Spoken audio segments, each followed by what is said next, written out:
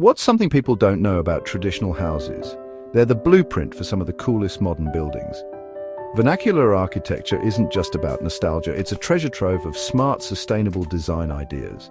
Take Waribo Village in Indonesia. Its layout can inspire modern apartment compounds, creating community-centric and environmentally friendly spaces.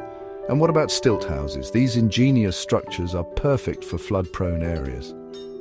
Imagine applying this concept to modern buildings, lifting them above floodwaters and keeping them safe. Then there's the Minangkabau roof, with its sleek, aerodynamic form. This isn't just for show, it's a brilliant example of passive cooling design. Integrating such roofs into contemporary buildings can drastically cut down on energy use, keeping interiors cool without air conditioning. So next time you're sketching out a new building design, think about these time-tested techniques. They've survived centuries for a reason. Let's honor the past while building a smarter, greener future. That's the magic of vernacular architecture, where history meets innovation. Ready to bring some ancient wisdom into your modern designs? Selamat pagi. Mohon maaf agak telat dikit. Hari ini sebenarnya hanya penjelasan normatif terkait dengan mata kuliah Arsitektur Nusantara secara umum di satu semester ini. Kemudian hari ini juga merupakan kuliah penutup, artinya minggu depan silakan kalian mempersiapkan berkas untuk UAS-nya, dan UAS juga silakan langsung kirim ke Google Drive. Ada penjelasan sedikit di bagian akhir seperti apa berkas UAS. Kemudian benar-benar materi ini adalah materi yang normatif dalam pengertian mungkin kalian sudah paham dan sering mendengar bahwa vernacular arsitektur atau arsitektur tradisional yang kemudian di mata kuliah ini menjadi arsitektur Nusantara. Apa bedanya vernacular, tradisional, arsitektur Nusantara? Sebenarnya pada pemahaman atau definisi. Vernacular lebih fokus kepada karya-karya atau bangunan-bangunan yang dibuat oleh masyarakat lampau kita, dan fokusnya bukan pada masyarakat dengan golongan strata tinggi, jadi memang lebih ke rakyat dan segala macam. Kemudian kalau arsitektur tradisional biasanya mengacu pada golongan atas, jadi golongan bangsawan dan segala macam. Sedangkan arsitektur Nusantara ini seperti di ide dasar dari tugas besar kalian adalah mencoba mengkaitkan antara arsitektur yang lampau, kebijakan arsitektur lampau. Jadi ada judulnya di sini, kebijakan arsitektur lampau terhadap alam yang kemudian bisa kita bawa sampai ke masa sekarang. Sehingga fokus arsitektur Nusantara bukan hanya di identifikasi masa lampau. Di prodi ini juga ada mata kuliah arsitektur vernakular. Jadi bukan hanya sekedar identifikasi, tapi bagaimana menggunakan identifikasi tersebut ke masa sekarang. Contoh paling gampang adalah ini, penggunaan material yang merupakan kunci dari arsitektur vernakular. Di gambar yang paling kiri kalau kalian berhadapan, ini karyanya Rao Arsitek, Mas Ririch dan timnya. Itu Alfa Omega, sekolah Alfa Omega.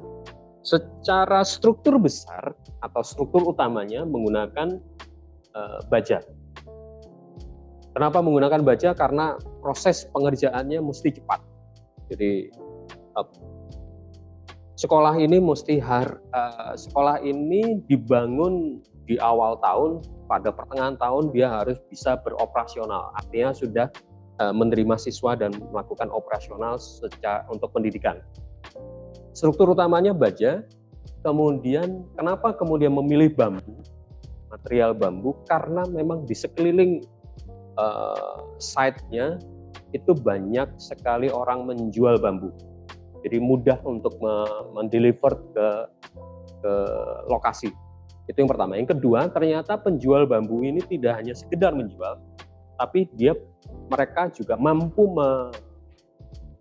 mengolah bambu ini untuk menjadi bangunan. Sehingga belajar dari Alfa Omega sebenarnya menggali potensi di sekitar lokasi, kemudian tidak hanya material tapi juga kemampuan tekniknya. Jadi teknik ikat, teknik perletakan bambu, anyaman bambu ini benar-benar menarik atau menggunakan kemampuan masyarakat atau keterampilan ketukangan lokal yang kebetulan juga menjual bambunya juga bukan bambu untuk furniture, tapi memang bambu untuk bangunan. Yang di tengah karyanya Mas Andi Rahman, Omah Poto, kalian mungkin sering mendengar dan sering membaca bagaimana eksplorasi material batu bata, tapi tidak hanya sekedar material batu bata yang tradisional, artinya memang dibakar dan segala macam. Tapi kemudian Mas Andi Rahman menggabungkan material batu bata tersebut, kemudian diekspos, tidak hanya sekedar diekspos, tapi kemudian membentuk ornamen-ornamen berdasarkan ornamen yang ada di kain Jawa. Ya, peletakannya juga sesuai dengan filosofi ornamen-ornamen atau bentukan-bentukan yang ada di kain. Jadi untuk ruang musola ada khusus, kemudian di ruang keluarga dan segala macam. Jadi relasi makna di kain juga diterapkan di ornamen di rumah menggunakan batu bata ekspos. Yang sebelah kanan sendiri ini karya almarhum Pak Eko Prawoto, sepertinya sederhana atau tidak terkait dengan material organik. Tapi yang dieksplor oleh Pak Eko Prawoto adalah bagaimana kebijakan masyarakat, terutama di desa dan di kampung, dalam memperhatikan, dalam mengeksplor dan menggunakan material-material bekas. Ini material keramik sisa yang kemudian dibuat atau didesain sedemikian rupa, ditempel, kemudian ornamennya juga mengambil ornamen yang ada di sekitar lokasi. Ini sebenarnya sebuah mata air yang kemudian ditata agar mata air itu mampu digunakan oleh masyarakat.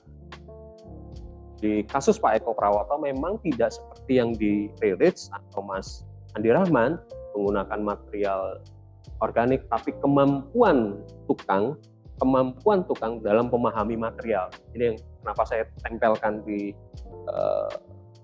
bagian ini.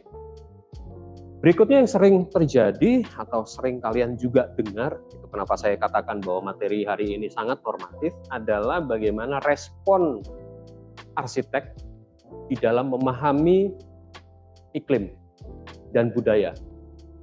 Ketiga kasus ini adalah ketiga kasus yang dibuat atau dirancang oleh Thomas Carsten. Yang sebelah kiri adalah Sobokarti, sebuah gedung pertunjukan yang tidak hanya mengakomodasi pertunjukan saja, tapi di sini Thomas Carsten juga memperhatikan, jadi ketiga kasus ini memperhatikan iklim tropis lembab, cross ventilasinya sangat diperhatikan, tapi khusus untuk Sobokarti dia menggabungkan antara gedung teater Eropa, hingga ada panggung, ada tempat podium untuk penonton dan segala macam, dengan perilaku atau dengan kebiasaan masyarakat biasa, masyarakat dalam hal ini masyarakat Jawa di Semarang, masyarakat menengah ke bawah, dalam mengeksplorasi atau mengekspresikan kesenian pertunjukannya. Sehingga ada panggung, ada di bagian tengah juga dibuat tempat pertunjukan, karena pertunjukan masyarakat bukan seperti apa yang terjadi di Eropa yang pakai panggung kemudian penontonnya di bawah, tapi kemudian selalu ada di bagian tengah. Itu yang kenapa kasus ini diangkat. Thomas Carsten dengan kasus Sobokarti menggabungkan antara respon iklim dan respon terhadap tradisi budaya, terutama pertunjukan. Di gambar tengah adalah pasar gede di Solo. Di sini dan pasar yang di sebelah kanan pasar Johar. Di sini tidak hanya terkait dengan climate, terkait dengan iklim tropis lembab, cross ventilasinya dijaga, ketinggiannya juga diperhatikan, pencahayaan juga sangat detail diperhatikan, tapi juga perilaku atau budaya jual beli di pasar tradisional itu juga diperhatikan oleh Thomas Carlsen, sehingga ada beberapa detail saya tidak tampilkan di sini. Contoh tempat saji atau tempat meletakkan sayur atau segala macam, ketinggiannya benar-benar disesuaikan dengan orang yang memikul barangnya, barang sayur tersebut. Jadi ketinggiannya benar-benar diperhatikan. Jadi tidak terlalu tinggi dan tidak terlalu rendah. Ini terkait dengan kesehatan tubuh si para penjualnya. Lalu di pasar gede juga ada bagian pasar yang modelnya lesehan, karena memang pada masa itu atau pada tradisi jual beli di masyarakat Jawa pada masa itu juga lesehan. Jadi ada bagian part yang juga mengakomodasi seperti itu. Lanjut, kaitannya dengan simbolisme, jujur saya agak kesulitan mencari bagaimana transformasinya ke desain sekarang, tapi coba saya tampilkan ini yang ada di Bali. Kalian paham fondasi umpak, kemudian ada yang di bagian atas pertemuan antara kolom dan balok dengan material organik. Tapi di sini bagaimana arsitektur vernakular atau tradisi di Bali mengakomodasi nilai-nilai budaya. Artinya di umpak pun mereka hias, di bagian atas pun mereka hias. Tapi bukan hanya sekedar hiasan, hiasan ini punya pertanggungjawaban secara struktural. Kalau kalian coba eksplor tektonika, ini yang juga menjadi disertasi dari Pak Iwan, bentuk kepala kolom ini itu punya pertanggungjawaban secara kekuatan struktural, ada perhitungan struktural. Kemudian keluar ini jadi bagian balok yang kemudian menonjol tidak rata, itu juga ada pertanggungjawaban struktural. Ini ada bagian detail di sini. Ini juga ada kaitannya dengan perhitungan struktural yang kemudian oleh masyarakat tradisional dibungkus dalam sebuah pengetahuan, dibungkus dalam sebuah simbol-simbol, sehingga bentukan ornamen ini punya makna. Ornamen di umpak, contohnya seperti ini kan pertemuan antara lantai dan umpak, sehingga ada perlakuan khusus. Bagaimana kemudian cara mereka untuk mengeksplor atau memberi pengetahuan bahwa ini perlu diperhatikan dengan cara mereka membuat ornamen. Sama juga di bagian kepala kolom, mereka membuat ornamen supaya para tukang lebih teliti lagi, supaya para tukang lebih hati-hati di dalam titik pertemuan. Secara struktural, bagian kolom dan balok, pertemuan kolom dan balok, ini adalah bagian yang sangat krusial secara struktur, apalagi menggunakan material organik. Sehingga ornamen-ornamen ini hadir bukan hanya sekedar menunjukkan keindahan, tapi juga tensi khusus di dalam pertemuan antara kolom dan balok. Itu tentang simbolisme. Kemudian kaitan dengan arsitektur dan kepercayaan secara spiritual, kembali lagi di kasus Bali, tubuh manusia itu tidak hanya berkaitan dengan lingkungan, tapi juga dengan rumah dan juga secara umum di Pulau Bali. Kata kaje itu kalau kalian googling sering diartikan dengan utara. Padahal kaje lebih kepada orientasi utama, fokus utama di Gunung Agung. sebagai orientasi atau pusat dari Pulau Bali. Dan ini kemudian diimplementasikan sampai ke bangunan. Jadi fokus utama KAJE kalau di tata ruang di Bali, KAJE menjadi fokus utama, kemudian terwujud di bangunan, dan bagaimana si pemilik ini juga punya andil di dalam ukuran. Di yang sebelah kanan itu ukuran-ukuran yang digunakan untuk membuat ukuran di bangunan berdasarkan ukuran tubuh si pemiliknya.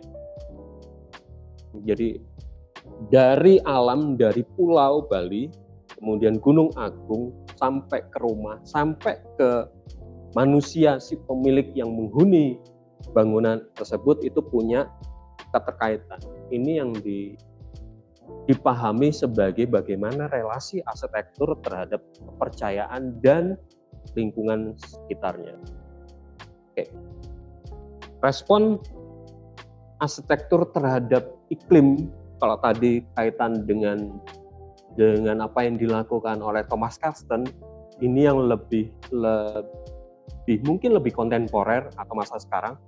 Sebuah resort yang ada di Ubud, Bali, itu bagaimana Bentley Studio mengakomodasi atau mentransformasikan atap di Bali menjadi atap bermaterial tenda. Lalu kalau kalian perhatikan di foto yang kiri, kalian bahkan tidak bisa secara mudah untuk menemukan villa-villa dari resort ini, karena benar-benar bangunan ini menyatu dengan alam. Kalau diteliti lebih lanjut, dibongkar lebih lanjut, bahkan strukturnya juga bukan struktur yang sangat menghujam atau masuk ke dalam tanah. Rata-rata strukturnya benar-benar struktur yang transformasi dari struktur umpak. Atapnya juga merupakan eksplorasi atau transformasi dari atap lokal Bali. Cuman materialnya dulu. Ini yang sebenarnya saya harapkan di tugas arsitektur Nusantara, setelah kalian mengidentifikasi baik lingkungan, baik respon terhadap alam, kemudian respon atau bagaimana ritual masyarakat, bagaimana kemudian kalian bisa memberi masukan atau memberi usulan atau memberi ide dasar dalam karya-karya arsitektur atau konseptual arsitektur yang responsif terhadap masa sekarang. Contoh yang dilakukan oleh Using dengan mengacu pada arsitektur rumah panggung, tapi kemudian bagaimana rumah panggung tersebut ditransformasikan ke masa sekarang, sehingga memang tidak setinggi rumah panggung di beberapa tempat. Sebenarnya ini mengacu pada rumah yang terjadi di Jawa Barat. Rumah panggung di Jawa Barat rata-rata tidak terlalu tinggi, hanya sekitar 60-1 meter. Dan ini diterapkan di beberapa lokasi yang saya tahu di daerah Pik. Using menerapkan bangunan panggung ini dengan ide dasar bahwa kalau terjadi banjir, keamanan rumahnya tetap terjaga. Jadi ini respon Using ketika belajar terkait dengan rumah panggung. Jadi diangkat ada beberapa hal lagi yang atau tentang passive cooling. Kalian sering mendapatkan atau sering mendengar bahwa bangunan vernakular itu punya kemampuan respon terhadap iklim tropis lembabnya, seperti yang dilakukan oleh Thomas Karsten di rumah yang berbau Malaysia, Malay House. Kalau kalian browsing passive cooling atau cross ventilation, selalu keluar Malay House karena memang studinya banyak. Di bagian tengah rumah Limas Palembang, dan di berikutnya adalah Nias House, bagaimana cross ventilasi terjadi sebagai usaha untuk merespon suhu udara. Dan kemudian bagaimana di masa sekarang diterapkan. Ini pengetahuan saya yang paling pendek, itu ya karyanya Rich di rumahnya. Tidak hanya rumah ya, ada rumah, ada studio, ada rumah library, ada perpustakaan. Jadi dia memperhatikan cross ventilasi, kemudian mencoba menanam beberapa tumbuhan yang berkaitan atau mampu mereduksi panas di sekitar kawasan Meruya. Ini di kawasan Meruya yang panasnya luar biasa. Dan ketika saya ke sana di Desember kemarin, AC itu rata-rata di suhu 22 sampai 25, tidak pernah di bawah 20 dan cukup dingin karena mereka memperhitungkan passive cooling dan di beberapa titik digunakan juga air dan tanaman untuk meredam panas yang luar biasa di daerah Korea dan sekitarnya. Lalu ini kaitan dengan kegempaan, eksplorasi vernakular di Wairebo dengan sistem ikatnya sebenarnya bisa dikembangkan lebih lanjut. Nanti ada videonya sedikit tentang perkembangan ini terkait bagaimana belajar sistem struktur yang kemudian bisa dikembangkan ke masa sekarang. Dan ini juga terkait dengan kegempaan apa yang terjadi di Dusun Ngibian, kemudian gempa Jogja yang luar biasa menghancurkan di daerah Bantul. Ngibian ada di daerah Bantul yang bahkan semua bangunan kolaps, lalu mereka melakukan rehabilitasi dari bangunan-bangunan rumahnya dengan menggunakan struktur yang sangat sederhana dan ringan. Gempa ini material kayu bekas dari reruntuhan bangunan, kemudian mereka pilah mana yang bisa digunakan kembali, mana yang harus dibuang. Sehingga batu bata yang hanya setinggi 1 meter ini adalah batu bata dari sisa-sisa rumah, reruntuhan rumah. Kayu-kayu juga digunakan adalah kayu-kayu yang sisa reruntuhan rumah. Ketika ide dasar membuat bangunan ini, atapnya adalah atap genteng. Tapi kemudian masyarakat ketika proses diskusi dan segala macam, masyarakat sedikit trauma dengan atap genteng. Karena ketika gempa lumayan, kena kepala lumayan. Sehingga pada prosesnya mungkin elemen atap ini, penutup atap ini yang dibeli atau hasil sumbangan donatur menggunakan atap asbes, tapi asbes yang sehat. Asbes selalu dikaitkan dengan sakit TBC atau paru-paru, tapi ini asbes yang lebih sehat. Kenapa asbes? Karena itu tadi, mereka agak trauma dengan atap genteng kampung, genteng kodok, genteng tanah liat, sehingga menggunakan asbes yang lebih ringan. Ini kaitan juga dengan respon terhadap gempaan. Atau apa yang dilakukan Maklengpon baik di Aula Barat Timur ITB maupun apa yang terjadi di Posarang.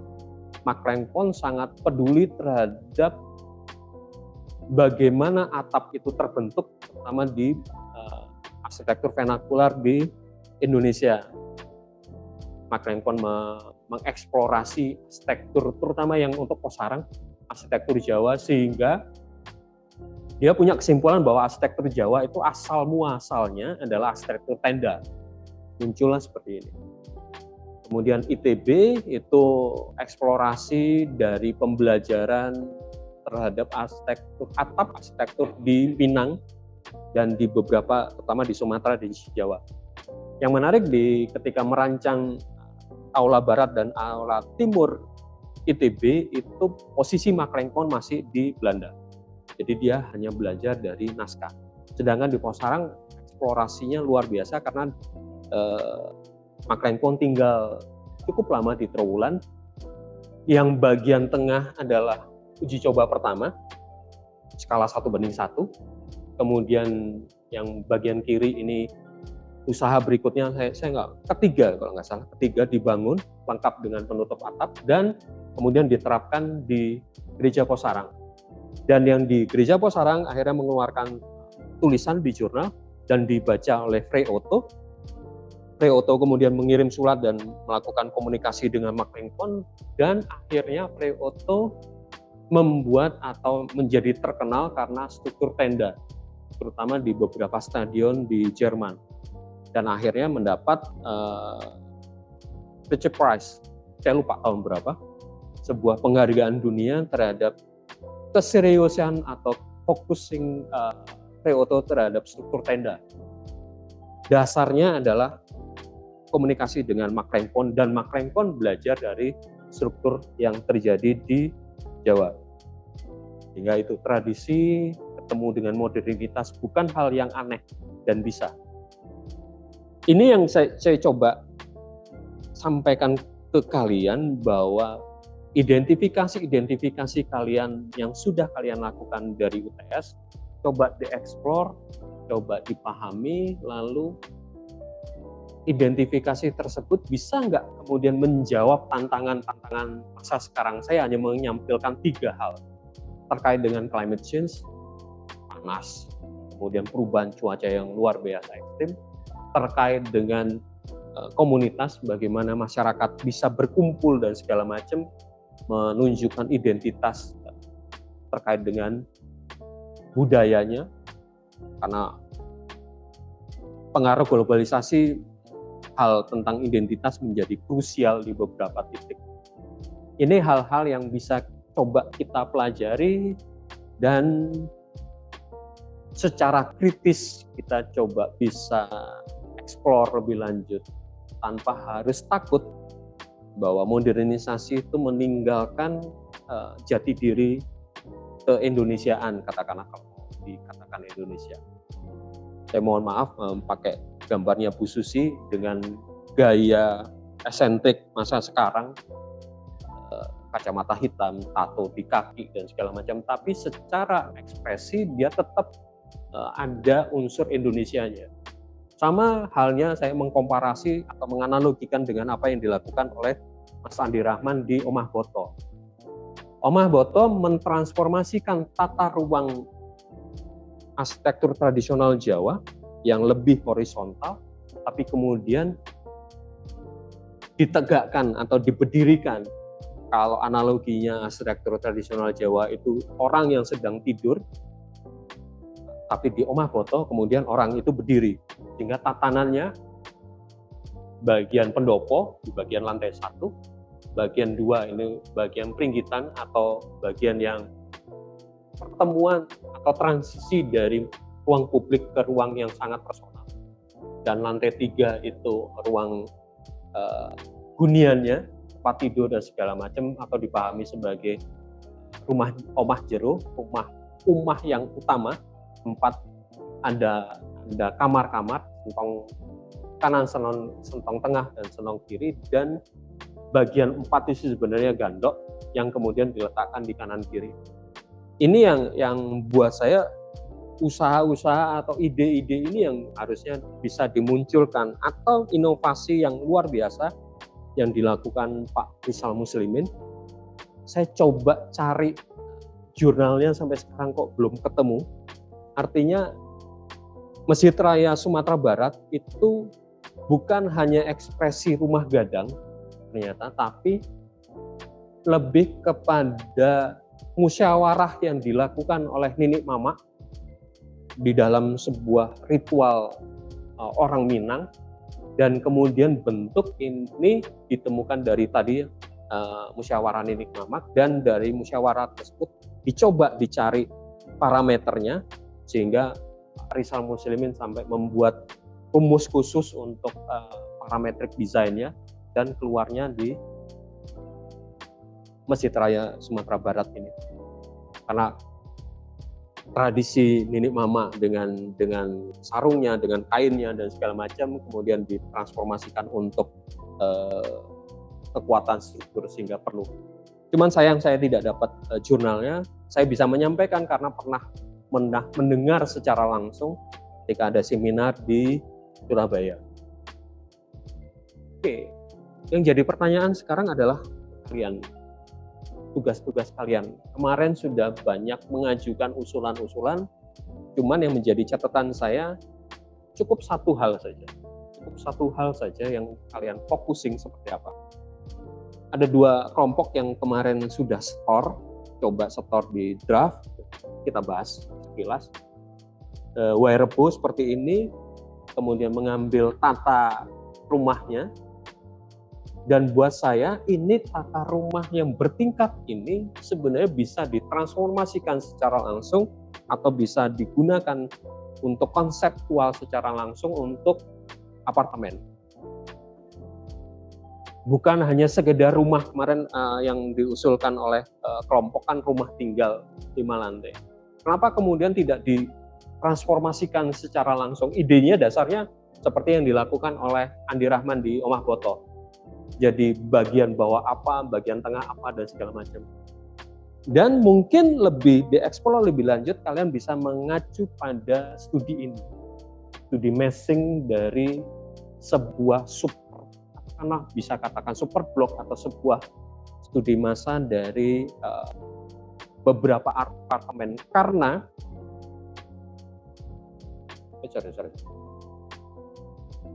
idenya hampir sama. Tatanan dari Wairebo dan tatanan dari massing dari sebuah apartemen. Dan itu bisa. Jadi tatanan yang dilakukan di Wairebo sebagai inspirasi untuk menata apartemen. Bisa seperti itu dan bisa fokus ke situ, nggak usah yang lain-lain. Karena tatanan ini punya nilai, kemudian selalu bagian ini jadi tempat ritual dan segala macam. Kenapa? Ini kan bisa jadi kayak public space dan masing-masing dan bangunan kecil ini pasti punya fungsi tertentu. Huniannya kan fokus di sini, dan huniannya juga bisa di kelas itu. Mana yang tempat guest house bisa jadi hotel kan. Sebuah kawasan apartemen itu ada hotel, ada apartemen, ada yang apartemen yang mahal gitu kan. Ini kan bisa dicek kembali dari tatanan ini bagaimana letak kepala suku dan segala macam. Eksplorasinya bisa sampai situ. Atau yang tadi saya katakan lamban Tuhan terkait dengan struktur.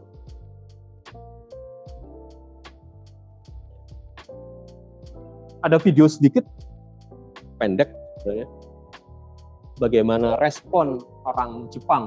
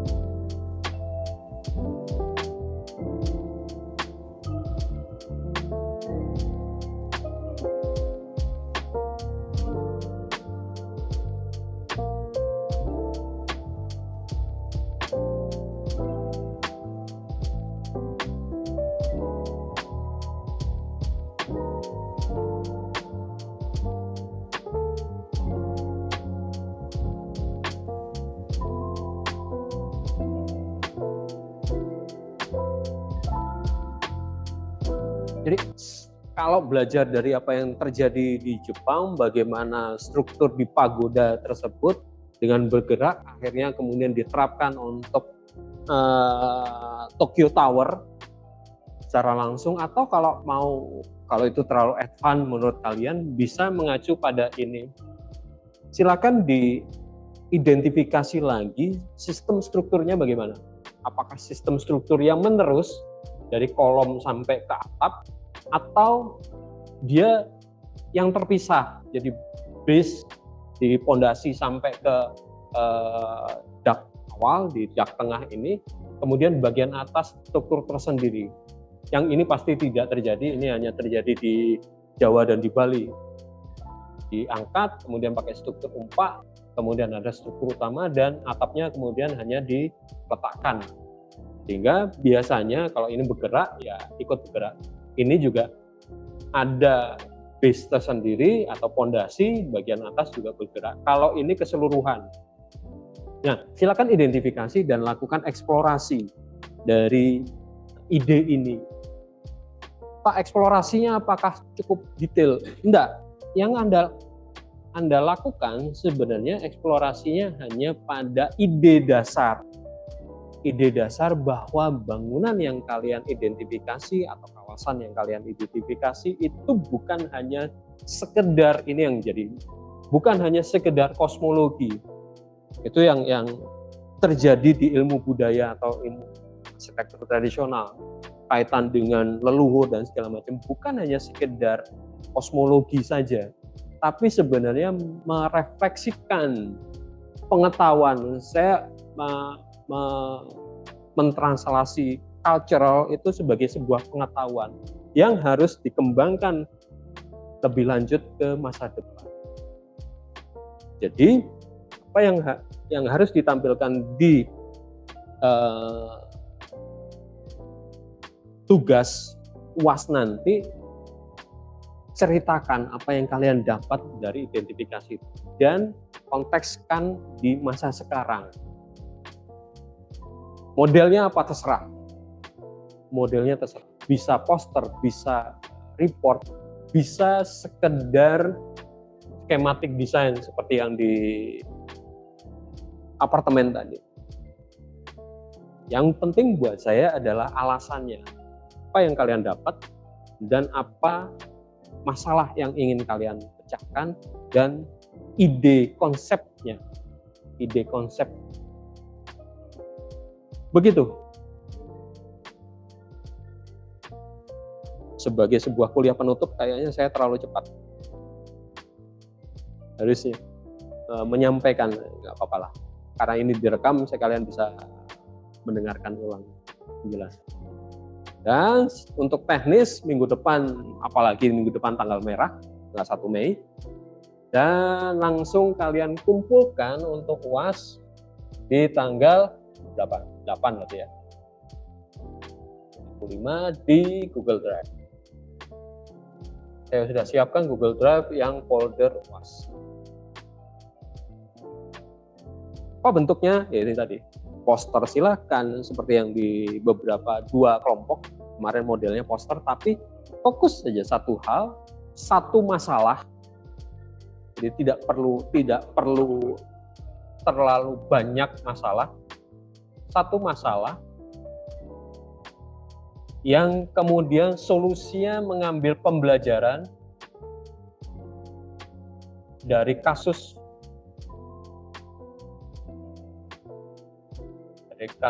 amatan.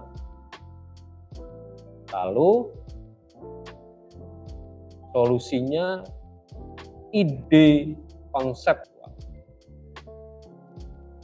Tidak perlu takut untuk kesalahan, Pak ini benar apa enggak, urusan belakang. Yang penting idenya dulu, idenya dulu.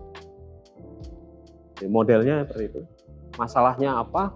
Seperti kayak tadi masalah yang contoh ya, yang Wairebo itu masalah tatanan sebuah blok apartemen. Kemudian pembelajarannya dari tata ruang di Wairebo, baik yang vertikal maupun yang horizontal. Dan solusi idenya adalah tatanan itu. Kelengkapan, karena buat saya kampung Wairebo itu merupakan kampung yang lengkap. Kenapa lengkap? Karena ya, keterjangkauan ke sana aja sudah susah, sehingga mereka harus selesai di situ untuk rekreasi, artinya untuk pertemuan komunitasnya seperti apa, untuk pengolahan bahan makan. Di lapangan tengah itu kalau tadi fotonya bersih, fotonya kosong, tapi biasanya di lapangan tengah ini untuk menjemur kopi, menjemur hasil kebun dan segala macam. Kemudian ada yang dinaikkan, ini fungsinya apa? Silakan dieksplor lebih lanjut. Atau yang Lamban Tuha, ini kaitan dengan struktural, jadi masalahnya tentang kegempaan. Itu kenapa identifikasi bentuk kemarin kaitan dengan kegempaan juga ada. Bagaimana sistem strukturnya, apakah menggunakan sistem struktur yang menyatu atau yang terpisah.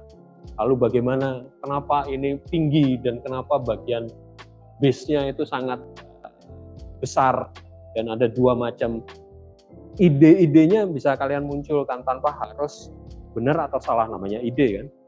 Ide kan selalu tanda kutip agak nakal, agak spekulatif, tapi sebagai sebuah ide itu bisa dikembangkan lebih lanjut. Itu ada pertanyaan? Kelompok satunya kalau nggak salah tentang aerodinamis ya, silakan dikembangkan lagi kalau mau pakai rumah gadang karena cukup seru bentuk itu, slimnya itu bisa juga terkait dengan arah angin, efeknya ke arah penghawaan passive cooling, jadi mungkin ke arah. Cukup? Ada pertanyaan? Kalau tidak ada, terima kasih. Karena ini kuliah penutup, saya juga terima kasih banyak sudah memilih mata kuliah ini, dan saya mohon maaf kalau selama perjalanan mata kuliah Arsitektur Nusantara, terutama setelah UTS, agak kurang di dalam memberi materi, karena jujur ini dalam proses juga penyusunan materi ajar. Target saya sih tahun ini beres buku ajar yang mendampingi mata kuliah Arsitektur Nusantara, sehingga tahun depan adik-adik kalian yang memilih Arsitektur Nusantara mata kuliah ini sudah ada panduan bukunya, sehingga tidak tanda kutip agak loose seperti yang di semester ini. Dan ide-ide kalian ini di tugas-tugas ini sebenarnya menjadi salah satu kasus yang jadi contoh kasus di bagian belakang. Jadi ada materi secara penuh, mengeksplorasi, identifikasi dan segala macam sampai ke kasusnya. Jadi ide konseptual kalian akan menjadi salah satu chapter contoh kasus di bagian akhir di buku ajar. Begitu, terima kasih banyak. Jaga kesehatan karena ini mulai crowded dengan segala macam tugas, dan seperti yang saya ungkap tadi, silakan langsung masukkan ke Google Drive. Perkara teknis nanti ada tanda tangan DPNA dan segala macam, itu teknis nanti. Kita bicarakan di menjelang, saya juga lagi menanti panduan untuk tugas ujian akhir semester itu bagaimana. Oke, thank you.